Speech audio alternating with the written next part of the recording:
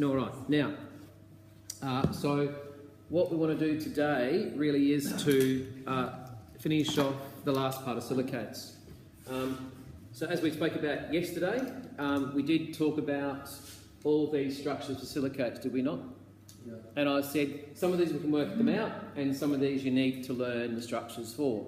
So if we were doing formulas, okay, for any one of these, you've got to know the charge on these to work out the formulas for the cations that could be that actually could be bonded with these silicates. It's just soil, that's all it is. Soil or clay particles is what we're talking about.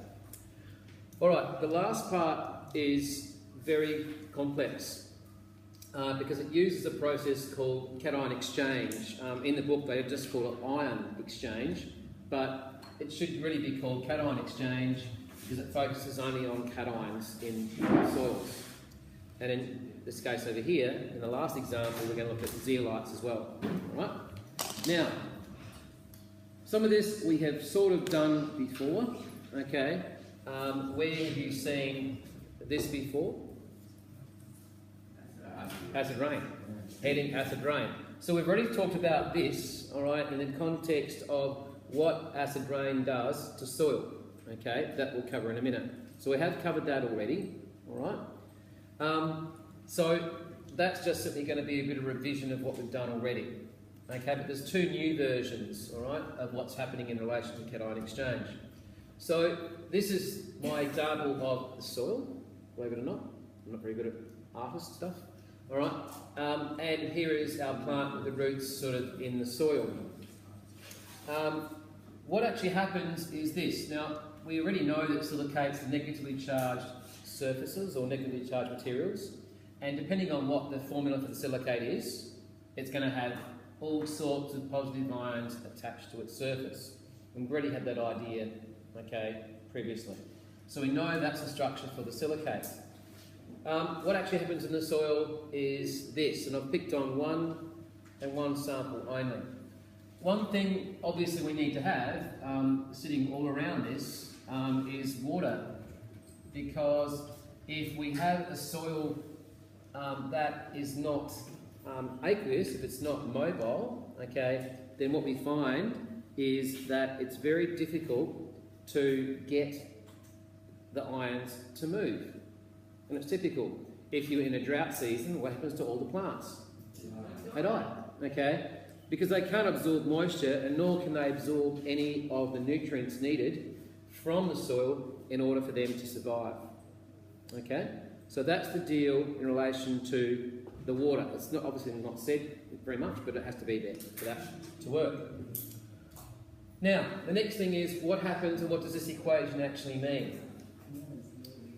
So if I just focus on a couple of these, and I think I'll probably better put a potassium in there to make it make some sort of sense. So what we have is as follows, and this is the way that we read the equation. So we've actually got potassium here that's bonded to the clay. So this is the potassium that corresponds to this part of the formula. Okay? It's bound to the clay, it's not mobile. And obviously that is the case with this aluminium ion and a whole lot of other ions that I haven't bothered to put on the diagram, magnesium. So all these currently are bound to the clay. Alright? This equation is in equilibrium. So what it means is that anything I do on the left-hand side, you know, according to the Chapler's principle, is going to impact on the right-hand side.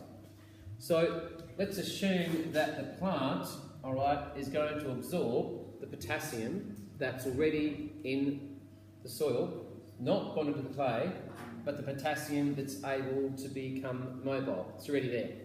So there's going to be some potassium aqueous in the soil, K plus AQ in the soil.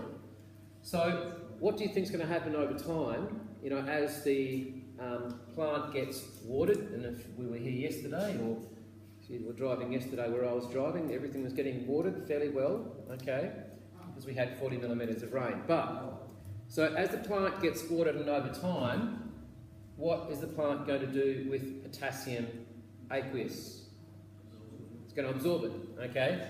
So the potassium is going to eventually find its way, obviously, into the plant system, okay? what does that mean in terms of equilibrium then as the potassium gets absorbed? It's going to go to the right. Okay? So as I absorb potassium, all right, the potassium is going to be removed from the system. And that's typical because it's taken away, according to Le Chatelain's principle. If I remove products on the right-hand side of the equation, the equilibrium moves from the left to the right to replace what has been lost. Okay, so what's going to happen to the plant, okay, over time if I don't add any potassium to the soil? It won't be able to absorb the potassium. Okay, so it will eventually exhaust the available potassium that's bonded to the clay. So what would you need to do to replace the potassium back in the soil? You've got to add it again. Okay, so that's the fertiliser part of it. So you need to put on the surface some form of aqueous potassium. Okay, so you can actually externally do this. So in other words, from above the soil, we're adding potassium back to the surface as a fertiliser, and I should label that as a fertiliser. And you can do that through a watering can, or you can do it just by slow release fertilising. Okay? And that's how we add potassium and nitrates. Notice NH4 is here as well, okay, back into the soil. So as the plant uses this, there will get a point where the plant is going to require more potassium. And so what do you do as a farmer, or okay, as a person who's growing flowers in this instance? You've got to add fertiliser back to the soil to replenish, okay, not this, but to replenish the K plus on the clay, so that it's readily then be able to get back into the root system. So it's this to and fro, okay, within the soil that happens all the time. Because if I don't replace the K plus into the soil, I can't get the K plus available for the use within the plant, okay, to produce lots of flowers. So that process, all right, where we're adding, moving potassium from the plant and then adding potassium externally, you go back to the soil, okay, the plant removes it, okay, the clay goes down, that is the K plus goes down, and I've got to actually keep this process cycling if I'm going to have, you know, a healthy plant, essentially, in that instance. Can anybody see any issues with this? Anything that you might think about that could be a problem? Depends a little bit on your soils, okay? Because, if you recall, and we'll get to this over here in a minute, if the soil is high in aluminium, can you see that that's going to be a problem? All right? But, provided we can get rid of the aluminium, okay, it's not going to be an issue, all right? But, there's always a but to this. Obviously, it's a balance, so it just gets, basically, the clay can't distinguish one cation from another. It treats all cations equally. So therefore, if we want to actually flood the soil with potassium, we need to do that. We need to have a high potassium fertiliser to ensure that the majority of these negatives are bound with potassium ions and not the ions that we don't want to be absorbed by the plant. Okay? So when you're a farmer, they study that sort of stuff heavily. And they spend a lot of money on putting fertiliser into the soil to get the desired results. Okay, to get a high yield product. In this case here, I'm talking about a flowering plant, but that could be wheat, barley, maize, whatever. All right, any questions about that and how it works in the soil? So cation exchange has always been happening, all right, in the soil, as we're aware. We spoke before about acid rain. That can be, is it visible? Better be. All right, we spoke before about acid rain, all right?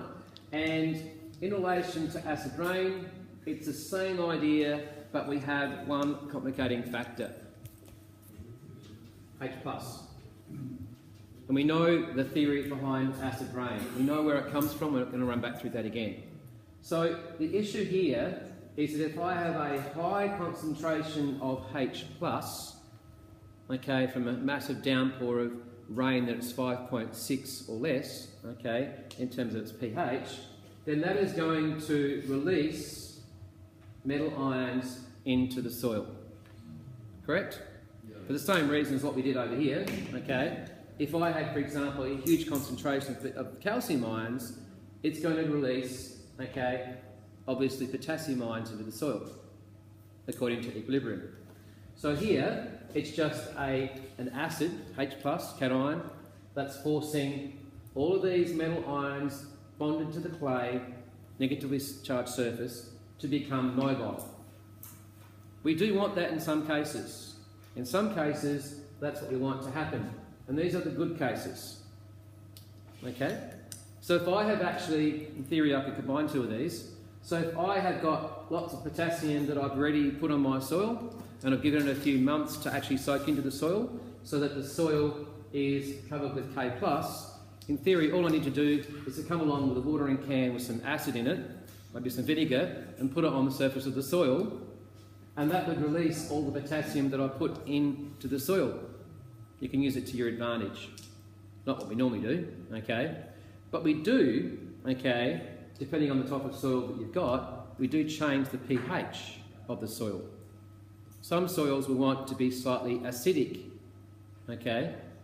Why do we want them to be slightly acidic? Because if they're slightly acidic, it means these are mobile. If we don't want it to be mobile, we make the soil alkaline. If we make it alkaline, we're forcing these mobile cations to bond back to the clay. Remember, pH is an equilibrium, okay, in this situation as well. So all we're doing here is H+, natural acid rain. We're not talking about standing there with a watering can with vinegar in it, okay, although you could do that in theory. And the metals released, the ones that are good, are things like, obviously, potassium, calcium, magnesium, okay, trace nutrients that plants need. Aluminium is not good though, and it can't distinguish between these and these. It's just a positive, okay, ion, and all of them get displaced equally. So sometimes we do get excessive amounts of aluminium, okay, depending on the sort of soil that we're talking about, okay, and of course the aluminium does what to the plant? It kills its immune system. It affects its immune system, okay. And of course, if we go backwards in theory, we know the H+, it was one of the questions I think in the exam, the H+ is going to destroy the coating on the leaves, okay. The H+ is obviously going to impact the root system as well, alright. It's also going to release bad positive ions, okay. So acid rain has got lots and lots of negatives, alright, in that instance. Jack. So like, how much aluminium would be bad for any amount? Any small amounts of aluminium is bad for plants, yeah. You could look it up. There will be a concentration in terms of parts per million, and there would be minute amounts in the soil it probably could tolerate, provided it's in balance with things like this. You don't have to have it in balance. If we've got an excess of aluminium, then the diet, that's it, okay? Plant's not going to recover from that. Jack, you wanted to say something? In the matter of that one, it would be like pouring mercury on the plant, just a lot less severe. That's right, yeah. I wouldn't like mercury very much either, nor would I. Okay, the last one is this one, and this is completely new, all right? And this is talking about an actual, an application of cation exchange that does not involve soil, okay? So we talked about filtering, if you recall, when we talked about making water potable, all right, earlier in the course. One of the processes was that they filtered the water through a fine sand material. Remember that? It's funny how the fine sand material is based on a clay structure. All right? So we can use soil to our advantage. And if you've ever been camping, or if you've ever been in the bush, and if you know that if you dig down deep into the soil, then you'll find a freshwater source in a creek. And it's safer because it's filtered through the sand. So you're hoping that all the heavy metals and all the other stuff has been actually absorbed, okay? Absorbed or adsorbed? Absorbed to surface, okay, by the silicate structure. What? Abs, right. All right, this one here, water softness. Now, years ago, I'm talking probably in the 60s and 70s, you would go to an average house in suburbia and attach to the house, this is not to scale by the way, okay? So don't read this as being to scale, because that makes us a fairly big filtration system for a fairly small house, all right? But these things would sit, okay, somewhere on the side of the house, relatively speaking, that's about the size of it. If that's a door, these things are about, about this high and about sort of this round, all right, this round. And they would be somewhere attached to the water, to the mains water as it came into the house. Houses don't have those anymore, okay? What we do have today, these things, all right? This is out of my Puritap stuff, all right? So this is actually a filter that will filter out most of the sediment, all right? And this is a carbon filter, all right? And that will filter out most of the excess chlorine. It's bonded to the surface of the carbon. So you can imagine, all right, not on this scale, but you can imagine a filtration system, all right, where it's something like this, but inside of that filtration system, there are silicate structures. And if you look, actually, again, going back to chromatography, we use silicate and illuminate, all right, in terms of a polar stationary phase, didn't we? Yeah. So there is a structure called a zeolite, all right, and a zeolite is a combination of silica and alumina, and it forms a structure that's almost spherical in shape, okay, but the structure is negative on the surface. So therefore it's like a version of synthetic clay, okay? Everybody got that? So we know what clay looks like. It's based on a silicate structure. We know it's negative on the surface. But a zeolite structure, all right, is a very open type structure, and if you can imagine it almost like that, all right, negative on the surface, and then on the surface of these there's all sorts of potassium ions that we can add to the surface of this open zeolite structure. It's got to be open to allow the water to flow through, okay? If it wasn't open, it's not going to allow the water to flow through very readily. Alright, so we have these water softeners, alright? Zeolite stationary phase, negatively charged surface. When we install the water softener, they are charged, and we use the word charged, they're charged with sodium and, sorry, not sodium, but it could be. I have used that one. I've got sodium here, and I've got potassium. Why did I put aluminium there? I've got no idea. Alright, so they are charged with sodium and potassium. Alright? Now, if I had a zeolite, and if I wanted to actually charge that with sodium and potassium, what would I need to put through here? Oh, we need to have concentrated solutions of potassium and sodium. I think we did that earlier this year when we went to Flinders. Remember we did that? You probably didn't remember. We did a cation exchange in one of the columns? No? Okay. So initially what I've done is I haven't put calcium and magnesium through this. I've actually put sodium and potassium at high concentrations through this. Because what I want to actually do is, hopefully you can see, if I've got this at really high concentration, K+, alright, then I want that to bond to the zeolite. So if this is massive in concentration, equilibrium says go to the left, go to the left, go to the left. And I could replace that with an Na+. Go to the left, go to the left. Okay? So I charge my water softener with high concentrations of sodium and potassium. Alright? That has to be set up first. And that's normally how you buy a water softener. You can still go and buy these things, okay? But they're not very common anymore. Will? Is it still charged even though you putting positive ions to it? Because you make balance out? Yeah, they have to balance out, they do, yes. So will it not be charged? No, you can't, yeah, you can't get it. You can't get a zeolite with no positive ions on the surface. It's got to be neutral. It's like me saying you can get a piece of clay, alright? It's virtually negative on the surface. It's got to have positive ions on the surface already. We just want to ensure that the positive ions are predominantly sodium and potassium, and not the calcium magnesium. One step that I didn't talk about at the beginning, some assumed knowledge up here, alright? And the assumed knowledge is that hard water, all right, contains calcium and magnesium, and the term soft water that I haven't used yet has got these ions in it.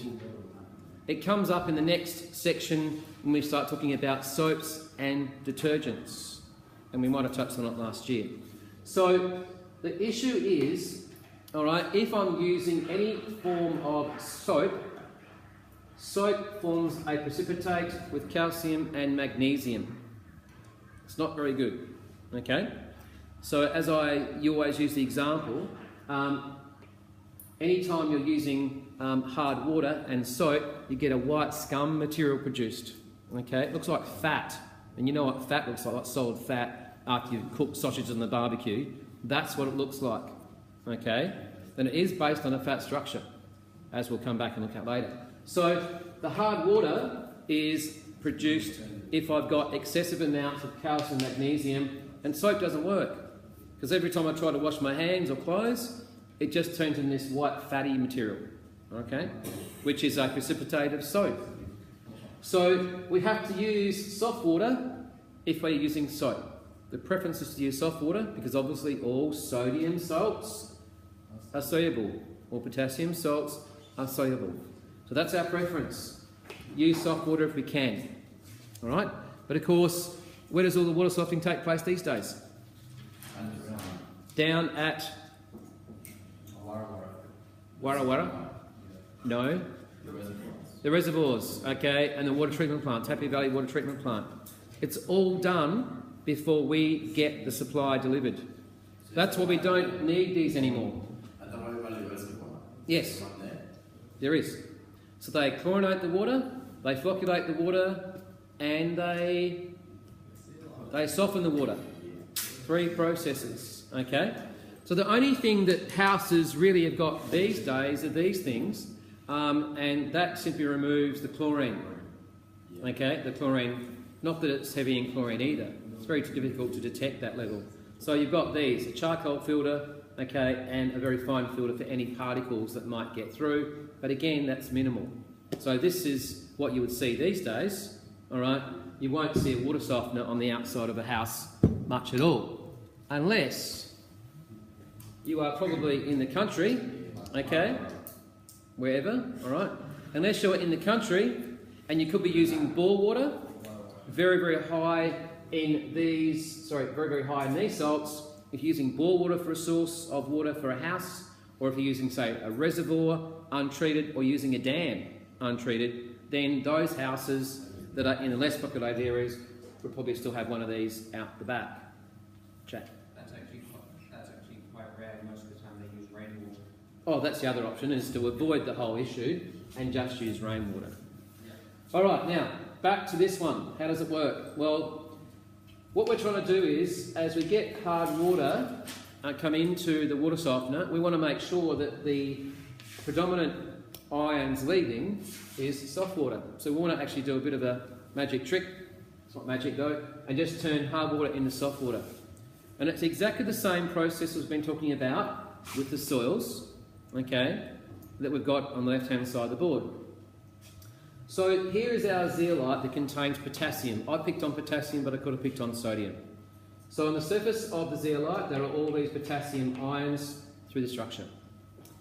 Coming in is hard water, where calcium is in its aqueous form. We don't want the calcium to go through, so what happens?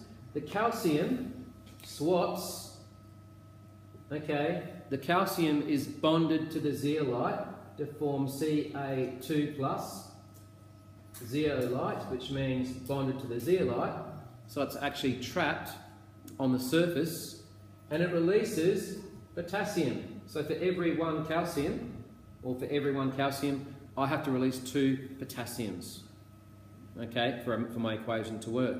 So I end up coming out of here, all right, I'm going to get 2 potassiums for every 1 calcium. So they simply exchange places, hence the name, cation exchange. Now, so that's the process that occurs, and that's the equilibrium reaction.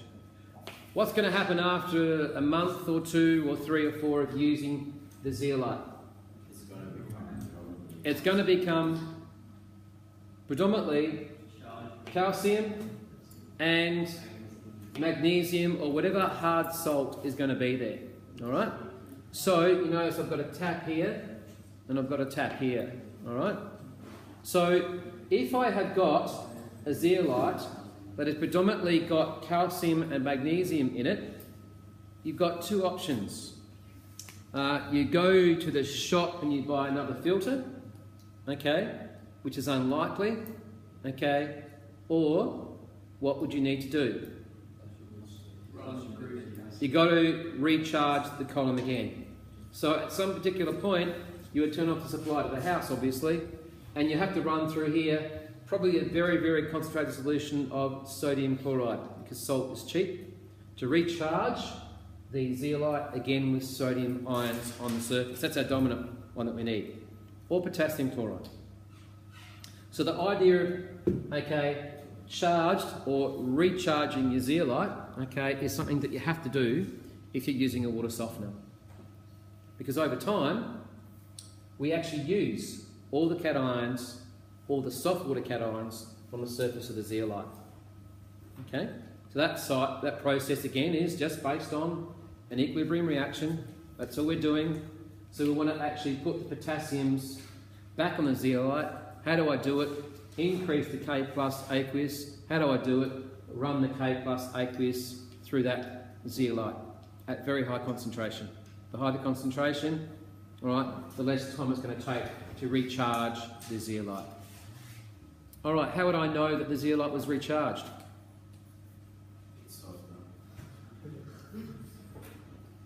No, the water coming out doesn't feel soft, okay, unfortunately. How would you know? It's an analytical question. Test it. So if I had, coming out of here, if I had things like calcium ions and magnesium ions, how could I test that? What sort of, well, not really chromatography. How could I test? Yeah, I could use atomic absorption, yes, okay. Sorry? Yeah, you could actually do a quick test. You could see, get some soap, see if it's actually, precipitating again. You could do that. That's an option, Will. You can fill that one. Jack said you could go and get your atomic absorption spectroscopy that every house has, all right? And you could run a test quickly, all right? Probably wouldn't do that. You take a sample off to someone and say, can you test this, all right? Any other way you could do it? Yes. Yeah, there is. Any other way? You couldn't do it through chromatography because these will be all colourless. Okay, atomic absorption is probably the best answer because you can test for small quantities of any salt, any metal salt, using atomic absorption spectroscopy. Or you could do a simple precipitation reaction. Yep. So there are, and you can work that out yourself. So if you have got calcium and magnesium, you have to go to your solubility table, work out which calcium salts are insoluble, add the soluble version of whatever the salt's going to be. If it actually precipitates, then it must have calcium in the sample. If it's a magnesium precipitate salt, then it's probably got magnesium in the sample. Of course, we don't have to worry about potassium and sodium because they don't form precipitates. They're always soluble. All right, any questions about that? Because that's all the cation exchange stuff, okay, and it's a big area, as you can see. Lots and lots of application. No questions? All right, we'll stop it there.